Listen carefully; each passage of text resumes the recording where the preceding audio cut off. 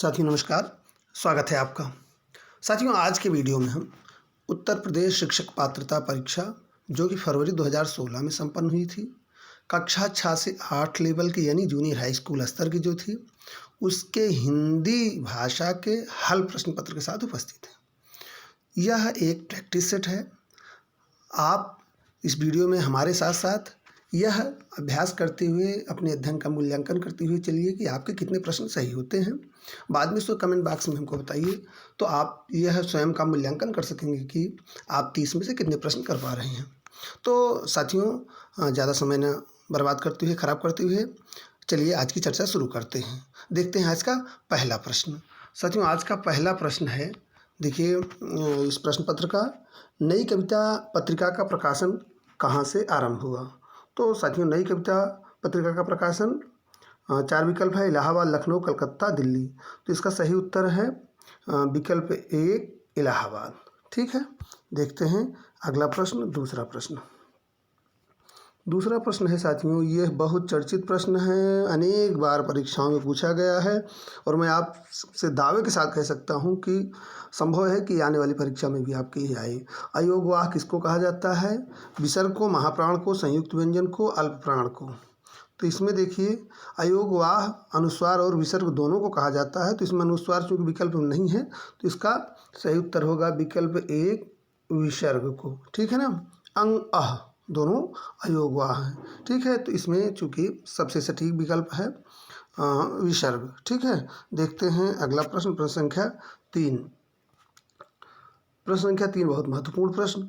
वाचन के समय यानी पढ़ने के समय पुस्तक की आँखों से दूरी कितनी होनी चाहिए? 9 inch, 10 inch, 11 inch, 12 inch.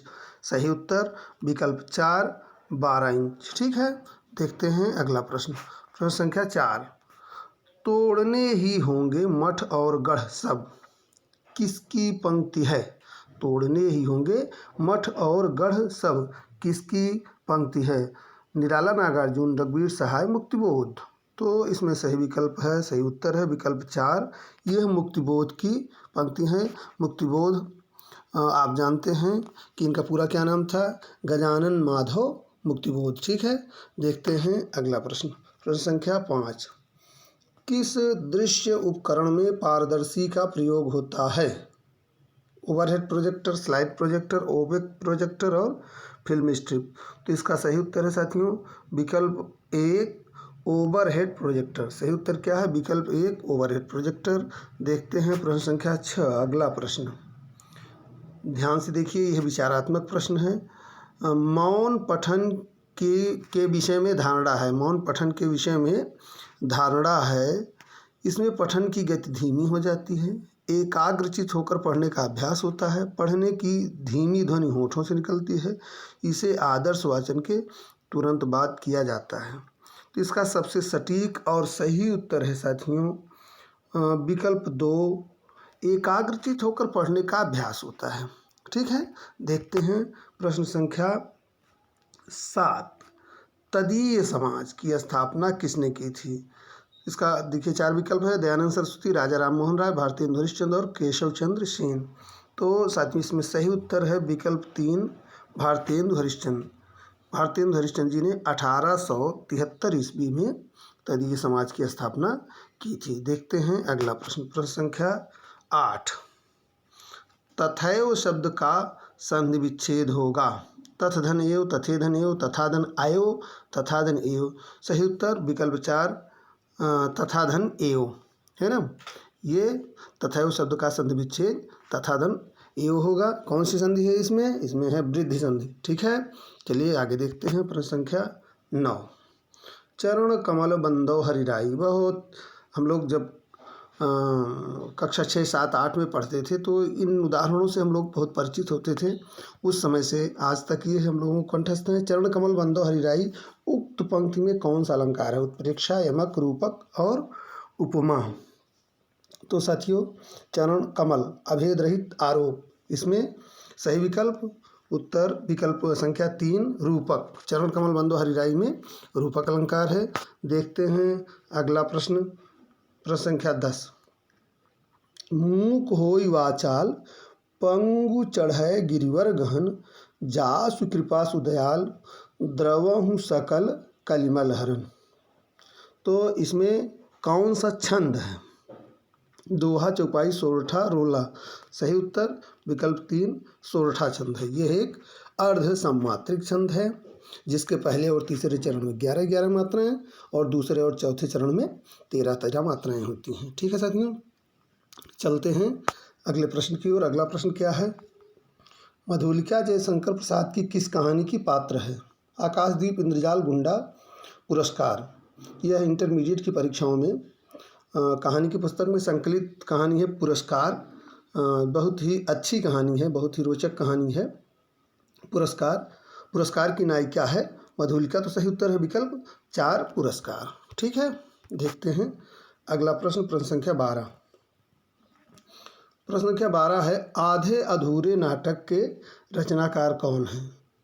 Amritlal नागर, मन्नू भंडारी, मोहन राकेश और निर्मल वर्मा। 4 विकल्प दिए हैं। तो आधे अधूरे के रचनाकार साथियों हैं मोहन राकेश, विकल्प 3। ठीक है, देखते हैं अगला प्रश्न। प्रश्न संख्या 13। प्रश्न संख्या 13 है, वर्तनी की दृष्टि से निम्नलिखित में से शुद्ध शब्द है? रचयिता, रचयिता, रचयिता, रचयिता। तो इसका सही उत्तर है विकल्प 2। देख लीजिए इसकी वर्तनी सही, चूँकि यह अनेक बार पूछा जाता है रचयिता शब्द, तो रचयिता इसमें सही उत्तर है विकल्प 2। देखते हैं प्रश्न संख्या 14। अगला प्रश्न, कर्म कारक का चिन्ह है? ने, से, द्वारा, को के लिए, हेतु। सही उत्तर विकल्प 3 को, कर्ता ने कर्म को। ठीक है ना, तो कर्म कारक का चिन्ह क्या है? को। देखते हैं अगला प्रश्न, प्रश्न संख्या 15। बाजार शब्द से किस संज्ञा का बोध होता है? भाववाचक, समूहवाचक, जातिवाचक, व्यक्तिवाचक। तो बाजार में क्या होता है? भीड़ होती है, समूह होता है। तो इसका सही उत्तर क्या है बाजार का? सही उत्तर है विकल्प 2 समूहवाचक। ठीक है, देखते हैं अगला प्रश्न, प्रश्न संख्या 16। निम्नलिखित में कौन गुणवाचक विशेषण नहीं है? गोल, अधिक, नुकीला, भीतरी। तो इसका देखिए, गोल, नुकीला, भीतरी, ये तीनों गुणवाचक विशेषण हैं। इसमें सही उत्तर है विकल्प 2 अधिक, यह गुणवाचक विशेषण नहीं है। देखते हैं अगला प्रश्न, प्रश्न संख्या 17। मुख्य क्रिया के अर्थ को स्पष्ट करने वाली क्रिया होती है? सहायक क्रिया, प्रविणार्थक क्रिया, नामबोधक क्रिया, नामधातु क्रिया। सही उत्तर विकल्प 1 सहायक क्रिया। ठीक है, अगला प्रश्न देखते हैं प्रश्न संख्या 18। यथाशक्ति में कौन सा समास है? यथाशक्ति में कौन सा समास है? कर्मधारय, तत्पुरुष, द्वंद्व और अव्ययीभाव। यथाशक्ति हम लोग जब समास शुरुआत में ही पढ़ते थे, यथाशक्ति वगैरह ये ऐसे उदाहरण थे जो शुरू में ही हम लोग पढ़े थे। तो इसका सही विकल्प क्या है? सही विकल्प है विकल्प 4 अव्ययीभाव समास। यथाशक्ति में कौन सा समास है? अव्ययीभाव समास है। देखते हैं प्रश्न संख्या 19। अजात शत्रु संबंध शब्द में कौन सा समास है? तत्पुरुष, द्वंद्व, कर्मधारय, बहुव्रीहि। सही उत्तर विकल्प 4 बहुव्रीहि समास। ठीक है, देखते हैं अगला प्रश्न, प्रश्न संख्या 20। कौन सा महीना भाद्रपद महीने के बाद आता है? श्रावण, अश्विन, पौष, आषाढ़। बहुत महत्वपूर्ण प्रश्न है साथियों। इससे एक प्रश्न प्रायः घुमा फिरा के बनता है। यहाँ यह जानना महत्वपूर्ण है कि इस प्रश्न को आप तभी सही कर पाओगे जब हिंदी के 12 महीने के नाम आपको पता हो। हिंदी के 12 महीने का नाम चलिए तेज़ी से एक बार हम बोल देते हैं, आप उनको चाहे तो नोट कर लें चाहे सुन लें। चैत्र पहला महीना क्या है? हिंदी का पहला महीना है चैत्र। बैसाख, ज्येष्ठ, आषाढ़, श्रावण, भाद्रपद, अश्विन, कार्तिक, मार्गशीर्ष, पौष, माघ और फाल्गुन। तो आप यहाँ क्या देख रहे हैं? भाद्रपद के बाद क्या आ रहा है? भाद्रपद के बाद आ रहा है साथियों अश्विन। ठीक है, भाद्रपद के बाद क्या आ रहा है? भाद्रपद के बाद आ रहा है अश्विन। सही विकल्प है विकल्प 2 अश्विन, इसका सही उत्तर है। देखते हैं अगला प्रश्न, प्रश्न संख्या 21। सावधान मनुष्य, यदि विज्ञान है तलवार तो इसे फेंक तजकर मोह स्मृति के पार। पंक्तियों के रचनाकार कौन है? नागार्जुन, दिनकर, अज्ञेय और निराला। 4 विकल्प है, तो इसका सही उत्तर है साथियों विकल्प 2 दिनकर। इसके रचयिता हैं दिनकर जी। ठीक है, चलिए अगला प्रश्न देखते हैं। प्रश्न संख्या 22। लघुर्मि में कौन सी संधि है? स्पष्ट है क्या?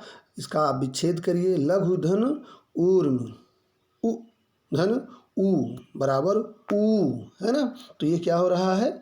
ये दीर्घ यहाँ हो रहा है, तो सही उत्तर है विकल्प 2 दीर्घ स्वर संधि। ठीक है, चलिए देखते हैं अगला प्रश्न। प्रश्न संख्या 23। कपूर शब्द है तत्सम, तद्भव, देशज, विदेशज। तो इसका सही उत्तर क्या है? इसका सही उत्तर है साथियों विकल्प 2 तद्भव शब्द। यहाँ आपको स्पष्ट करना चाहेंगे कि कपूर का तत्सम क्या होता है? कर्पूर। और कपूर का संस्कृत क्या होता है? कर्पूरः। एक चीज़ आप स्पष्ट जान लीजिए कि तत्सम, तद्भव और संस्कृत, संस्कृत से तत्सम, तत्सम से तद्भव। ठीक है, तो कर्पूरः कर्पूर और फिर उससे तद्भव कपूर। ठीक है, देखते हैं अगला प्रश्न। प्रश्न संख्या 24। एक मुंह दो बात। एक मुंह दो बात मुहावरे का क्या अर्थ है? इसका सही अर्थ है अपनी बात से पलट जाना। ठीक है, चलिए देखते हैं अगला प्रश्न। प्रश्न संख्या 25। प्रत्येक चरण में 16 मात्रा वाला 4 चरणों का सममात्रिक छंद क्या है? तो पहले इसका उत्तर जान लीजिए। इसका सही उत्तर है विकल्प 4 चौपाई। ठीक है, अब ये देख लीजिए दोहा। दोहा क्या है? दोहा अर्ध सममात्रिक छंद है। इसके पहले और तीसरे चरण में 13-13 मात्राएं होती हैं, दूसरे और चौथे चरण में 11-11 मात्राएं होती हैं। दोहा का उल्टा सोरठा होता है, यह अर्ध सममात्रिक छंद है और इसके पहले और तीसरे चरण में 11-11 मात्राएं और दूसरे और चौथे चरण में 13-13 मात्राएं होती हैं। रोला सममात्रिक छंद है, इसके प्रत्येक चरण में 24 मात्राएं होती हैं। तो यहाँ आपने चारों छंदों को देख लिया, लेकिन इसका सही उत्तर क्या है? यहाँ सही उत्तर है विकल्प 4 चौपाई। देखते हैं अगला प्रश्न। प्रश्न संख्या 26। अधरों में राग अमंद पिए, अलकों में मलयज बंद किए, तू अब तक सोई है आली, आँखों में भरे बिहागरी। पंक्ति में कौन सा रस है? सही उत्तर इसका है विकल्प 3 श्रृंगार रस। ठीक है, देखते हैं अगला प्रश्न। प्रश्न संख्या 27। अंधा कुआं नाटक के लेखक कौन है? मोह राकेश, मुंशप्रभाकर, जगदीश चंद्र माथुर और लक्ष्मी नारायण लाल। तो सही उत्तर है इसका विकल्प 4 लक्ष्मी नारायण लाल। अंधा कुआं नाटक के लेखक कौन है? लक्ष्मी नारायण लाल। ठीक है, देखते हैं अगला प्रश्न। प्रश्न संख्या 28। अज शब्द को स्त्रीवाचक बनाने के लिए कौन सा प्रत्यय लगेगा? ई, इक, आ, ई। अज का स्त्रीवाचक क्या होता है? आजा होता है। ठीक है, इसमें कौन सा प्रत्यय लगेगा साथियों? इसमें लगेगा आ प्रत्यय और इसका सही उत्तर है विकल्प 3 आ। ठीक है, देखते हैं अगला प्रश्न। प्रश्न संख्या 29। प्रथम तार सप्तक का प्रकाशन वर्ष है। यह मैं स्पष्ट करना चाहूँगा कि तार सप्तक के साथ प्रथम शब्द नहीं होता। तार सप्तक जो पहला सप्तक प्रकाशित हुआ था उसको तार सप्तक कहते हैं, फिर दूसरा सप्तक, फिर तीसरा सप्तक और फिर चौथा सप्तक। यहाँ सही उत्तर है विकल्प 1 1943 में अज्ञेय जी के संपादन में तार सप्तक यानी 7 कवियों की रचनाओं का प्रकाशन हुआ था, जिसको उन्होंने नाम दिया था तार सप्तक। यह है पहली बार 1943 में प्रकाशित हुआ था। दूसरा सप्तक 1951 में प्रकाशित हुआ था। तीसरा सप्तक 1959 में प्रकाशित हुआ था और चौथा सप्तक 1979 में प्रकाशित हुआ था। तो चलिए देखते हैं अगला प्रश्न साथियों। अगला प्रश्न है उल्कासी रानी दिशा दीप्त करती थी। उल्कासी रानी दिशा दीप्त करती थी। पंक्ति में कौन सा अलंकार है? यमक, रूपक, उत्प्रेक्षा और उपमा। बहुत सरल प्रश्न है। यहाँ देखिए स्पष्ट कर दिया गया है क्या? सी रानी, उल्का सी रानी। तो यहाँ तुलना है, तो निश्चित रूप से यहाँ कौन सा अलंकार होगा? यहाँ होगा उपमा अलंकार। ठीक है साथियों, तो आज हमने उत्तर प्रदेश शिक्षक पात्रता परीक्षा फरवरी 2016 के हिंदी भाषा के 30 प्रश्न हल किए। आशा करता हूँ ये आपके लिए उपयोगी होंगे। इनका अभ्यास करिए। आपने अपना मूल्यांकन किया होगा कि इसमें से आपने कितने प्रश्न सही किए हैं। कमेंट बॉक्स में हमको ज़रूर बताइए। तो आज के लिए फ़िलहाल इतना ही। मिलते हैं अगले वीडियो में एक नए प्रकरण के साथ। तब तक के लिए धन्यवाद। नमस्कार।